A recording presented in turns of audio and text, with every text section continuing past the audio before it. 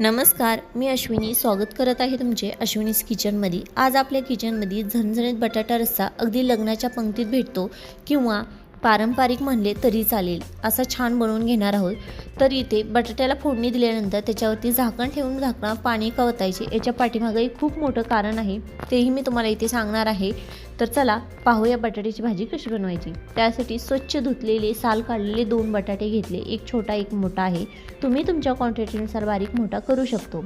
Cut केल्यानंतर याला उभाच cut करायचा आहे, म्हणजे फोडी कशा चौरंगी आकारामध्ये छान होतात। आता याला छान मोठा असा कट करून घ्यायचा, जास्त बारीक कट करू नका। आपल्याला झणझणीत असा बटाटा रस्सा बनवायचा आहे, जसा पंक्तीत भेटतो किंवा जसं पारंपरिक रेसिपीमध्ये असतो तसा। त्यामुळे फोडीही आपल्याला मोठ्याच हव्या आहेत। आता इथे सगळा बटाटा छान असा कट करून घेतलेला आहे। त्याला आता त्याच बाउलमध्ये एका टाकून घ्यायचे आहे। आपल्याला याला छान असं स्वच्छ धुवून घ्यायचं आहे, कारण बटाटा कट केल्यानंतर जो त्याचा रस निघतो ना, त्याच्यामध्ये आपला बटाटा पटकन काळा पडतो। त्यामुळे त्याला स्वच्छ पटकन धुवून घ्या। धुवून घेतल्यानंतर तो काळा पडत नाही। आता मसाला बनवू त्यासाठी मिक्सर जारमध्ये अर्धी वाटी खोबरे, 20-25 लसणाच्या पाकळ्या, एक छोटीशी मूठ एवढे कोथिंबीर आणि बरोबरच 1 इंच अद्रक। लसणाचा वापर जास्त करायचा आहे, पारंपरिक रेसिपी आहे त्यामुळे। आता याला मोठे असे जाडसर कुट्टा करून घ्या, जसे की मी इथे तुम्हाला दाखवलेला आहे। आता चमच्याने घेऊन दाखवते मी की ते आपला लसूण जे आहे ना, तो त्याचा क्रंच काही थोडा असा राहिला आहे, ज्यामुळे आपल्या भाजीमध्ये टेस्ट आणखी वाढेल। आता चला गॅस चालू करून पातेले, पारंपरिक रेसिपी म्हणजे पातेले तर झालेच पाहिजे, पातेल्यातच बनवली जाते। पातेल्यामध्ये गरम झाल्यानंतर 2 चमचे तेल टाकून घ्यायचे, अर्धा चमचा मोहरी छान तळतळली की लगेच त्याच्यामध्ये अर्धा चमचा जिरं टाकायचं। जिरं छान फुलून द्यायचं। फुलल्यानंतर 5-6 कढीपत्त्याची पानं आणि आपण खोबऱ्याचा कुट्टा करून घेतलेला त्याच्यामध्ये टाकायचा। हा कुट्टा आपल्याला छान हलवत चांगला परतून घ्यायचा आहे। लक्षात राहू द्या, गॅस ही मीडियम ठेवा, नाहीतर कुट्टा पटकन करपला जातो। छान असा हलवत व्यवस्थित हे करायचा। बरोबरच आता आपण इथे हिंग टाकून घेतलेली आहे।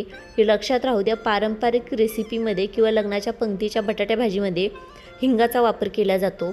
बरोबरच आता इथे बारीक चॉप केलेला एक कांदा टाकून घेतला। कांदाही छान हलका कलर बदलेपर्यंत परतून घ्यायचा। याच्यामध्ये आता अर्धा चमचा हळदी पावडर, 1 ते 1.5 चमचा लाल बेडगी मिरची पावडर आणि सोलापुरी काळा मसाला 1.5 चमचा टाकला आहे। आपण कोणत्याही दुसऱ्या मसाल्याचा वापर करणार नाही, अगदी पारंपरिक साधी सोपी रेसिपी बनवत आहोत। छान असा मसाला व्यवस्थित मिक्स करायचा आहे। मसाल्याचा छान वास सुटला की याच्यामध्ये बटाटा टाकून घ्यायचा। आता तुम्ही पाहू शकता बटाटा मसाल्यामध्ये चांगला कोट करून घ्यायचा आहे। छान आपल्याला एकदा व्यवस्थित हलवून घ्यायचा। हलवल्यानंतर याच्यामध्ये चवीपुरते मीठ घालायचे आहे। मी इथे 2 चमचे एवढी मीठ घातले, तुम्ही तुमच्या क्वांटिटीनुसार कमी जास्त मीठ करू शकता, ज्याची त्याची प्रत्येकाची टेस्ट वेगळी असते। छान एकदा व्यवस्थित मिक्स केले की आता याच्यावर आपल्याला ताट ठेवून ताटावर पाणी ठेवायचे।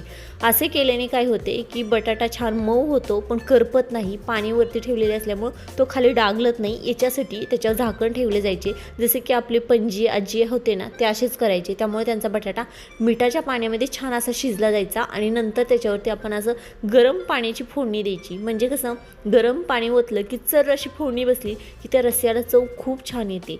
तसंच मी पण इथं गरम पाणी वापरले। मी ते 1 ते 1.5 ग्लास पाणी वापरलेलं आहे। तुम्ही तुमच्या क्वांटिटीनुसार भाजीची कमी जास्त करू शकता। छान अशी मस्तपैकी एक उकळी काढून घ्यायची। उकळी काढल्यानंतर एकदा बटाटा छान असा हलवून घ्यायचा। हलवल्यानंतर आता आपण याच्यामध्ये अर्धी वाटीपेक्षाही कमी एवढा शेंगदाण्याचा कुट्टा घालत आहे। साधारण 4 चमचे एवढा शेंगदाण्याचा कुट्टा होता। कुट्ट्याचा वापर आपण इथं कमी केलेला आहे, कारण आपण बटाटा छान मस्तपैकी शिजला की याच्या फोडी आपण अशा पळीमध्ये काढून घेणार आहोत। आणि बरोबरच छान असा शिजलेला असल्यामुळे चमच्याने असा दाबला की पटकन मॅश होत आहे। आता ह्याला छान असा दाबून मॅश करून घ्यायचा आणि हे आपल्याला या रश्श्यामध्ये सोडायचं आहे। याच्यामुळे काय होते तर कुट्टा कमी लागतो, ज्यामुळे भाजीची चव कुट्ट्यावर जात नाही शेंगदाण्याच्या, आणि बटाटा मॅश करून टाकल्यामुळे त्याचा फ्लेवर आणखी छान येतो, टेस्ट आणखी छान येते। इथे रस्सा भाजी तयार आहे, झणझणीत बटाटा रस्सा, अगदी पारंपरिक। कोथिंबीरनी सजवायचा आणि ताटात भाकरीबरोबर खायचा।